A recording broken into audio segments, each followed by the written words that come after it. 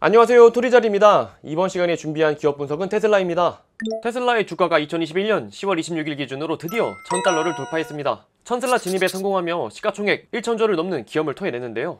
테슬라의 주가가 급등한 가장 큰 이유로는 최근에 발표되고 있는 테슬라의 심상치 않은 실적들이 꼽히고 있는데요. 테슬라는 2021년 올해 3분기에 창사 이래 사상 최대 분기 실적을 달성했습니다. 이번 실적의 발표로 세간의 투자자들과 기관들에게 전기차 밸류체인의 이목을 집중시켰습니다. 테슬라가 발표한 3분기 실적은 매출 16조 1680억 원, 당기순이익은 1조 9천억 원 수준으로 매출은 전년 동기 대비 57% 증가, 당기순이익은 무려 5배 이상 증가한 실적을 발표를 했습니다. 테슬라는 지난 2분기 실적 발표에도 매출 약 13조 7590억 원, 영업이익은 1조 5100억 원, 당기순이익도 1조 3140억 원으로 매출은 전년 동기 대비 2배, 순이익은 10배 넘게 증가시키며 세상에 놀라움을 안겼는데요.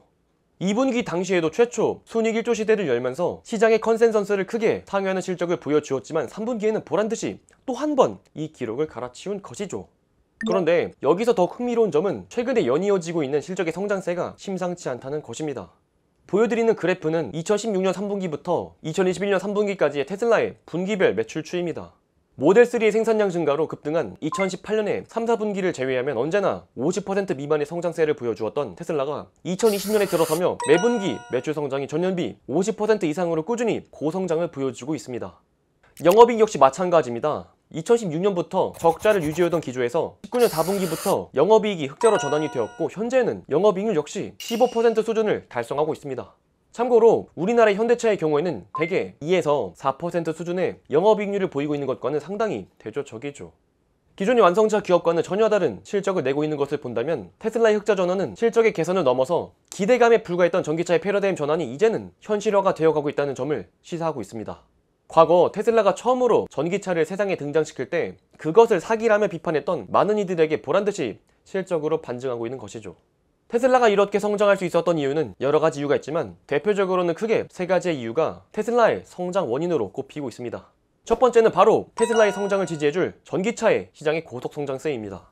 2020년 글로벌 전기차의 판매량은 300만 대를 넘어섰습니다. 코로나19 대유행으로 내연기관 자동차 판매량은 7264만 대로 전년 판매량인 8670만 대보다 16% 줄었지만 오히려 전기차는 2019년 220만 대보다 42% 증가한 312만 대가 판매가 되었습니다. 올해 상반기도 마찬가지로 전 세계에서 178만 대 전기차가 팔렸는데 이 양은 2020년 상반기에 65만 대가 판매된 것과 비교하면 판매량이 172%가 증가한 것이죠. 세계 경기의 재개로 2021년인 올해에는 약 400만 대가 판매가 될 것으로 기대가 되고 있습니다. 자, 그렇다면 여기서 세계에서 가장 많이 전기차를 판매한 브랜드는 어디일까요? 가장 많은 전기차를 판매한 브랜드는 단연 테슬라입니다. 테슬라는 올해 상반기에는 총 39만 6천 대 전기차를 판매했는데 작년 상반기 판매한 18만 1000대에 비해 판매량은 118% 증가했습니다. 판매량이 2배가 된 셈이죠. 전기차의 시장 성장에 맞춰 테슬라의 판매량 역시 폭발적으로 성장하고 있습니다. 2020년 3분기 43.6%, 4분기 61.1%, 2021년 1분기 108%, 2분기 121.4%, 3분기 72%로 매 분기마다 입이 떡 벌어지는 높은 판매량 증가율을 보이고 있습니다.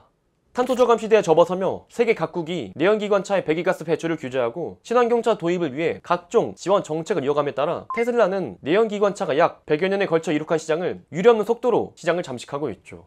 자, 그런데 우리는 이런 테슬라의 성장에 한번 질문을 던져볼 필요가 있습니다. 모빌리티가 고도화가 되며 차량에 들어가는 반도체 수가 늘어감에 따라 현재 자동차 산업에서 가장 떠오르는 문제는 바로 반도체 문제인데요. 2021년 글로벌 완성차 판매 대수는 4142만 4천대로 지난해 하반기 4394만 4천대 대비 6% 감소를 했습니다. 차량용 반도체 부족으로 북미는 258만 대, 유럽은 251만 대, 중국은 167만 대, 그 외 아시아 지역은 142만 대가 생산에 차질을 빚고 있을 정도로 현재 반도체 부족으로 인해서 전체적인 차량의 판매는 감소하고 있고 2023년까지 차량용 반도체 부족 사태는 지속될 전망입니다. 그런데 테슬라의 전기차 판매량은 1분기 18만 대, 2분기 20만 대, 3분기에는 24만 대로 반도체 부족 현상과는 오히려 별개로 판매량이 증가를 했습니다. 테슬라만 유독 이 같은 차량용 반도체 부족의 문제에서 혼자만 벗어난 것 같은데요. 그런데 차량용 반도체 부족 사태에서 테슬라가 성장할 수 있었던 두 번째 이유를 찾을 수가 있습니다. 그것은 바로 반도체 대란도 비껴갈 수 있는 현저히 적은 차량에 필요한 테슬라의 반도체 수입니다. 차량에는 기본적으로 ECU라는 전자재의 유닛이 있습니다. ECU의 개념은 1968년 폭스바겐이 공개한 타입3에 세상에 처음 등장했습니다.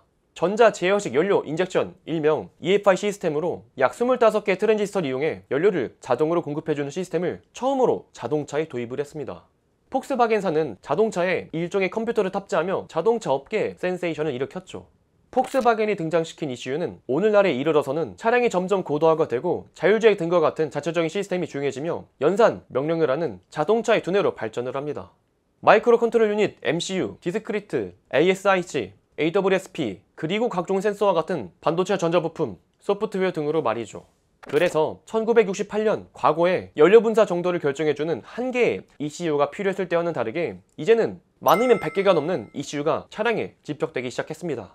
그에 따라 이를 관리할 차량의 반도체가 늘어나며 차량에 반도체가 제일 많이 쓰이는 바디 컨트롤을 구현한다고 가정했을 경우 필요한 반도체가 최소 수십 개에서 많으면 100여 개가 필요하게 되었습니다. 그래서 1980년 원가 2%만을 차지하던 ECU는 이제 원가의 40%를 넘는 존재감을 보이며 현재 완성차에 필요로 하는 반도체의 수는 기하급수적으로 많아지기 시작했죠. 그런데 놀라운 사실은 이 완성차가 100여 개 ECU를 이용해 구현을 하는 바디 컨트롤을 테슬라는 단 5개 ECU를 통해서 제어를 한다는 것입니다.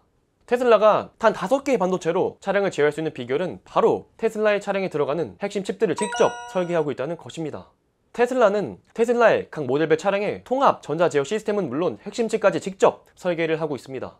차량에 들어가는 칩을 직접 설계해서 처음부터 직접 설계한 반도체를 통합 제어에 중점을 두며 차량 한 대당 필요한 반도체 숫자를 최소한으로 들어갈 수 있도록 줄였습니다. 게다가 통합제어에서 빠지는 일부 기능을 구현하기 위해서 반도체를 추가로 쓰더라도 그 반도체는 단순 기능에 공용, 범용화가 가능한 것을 쓸 수 있도록 전용품을 쓰지 않아도 되도록 설계를 했습니다. 즉, 반도체 수급 사태가 발생하더라도 유동적으로 구할 수 있으며 값싸고 구하기 쉬운 것으로 부족한 반도체를 대체할 수 있도록 설계를 해 놓았죠.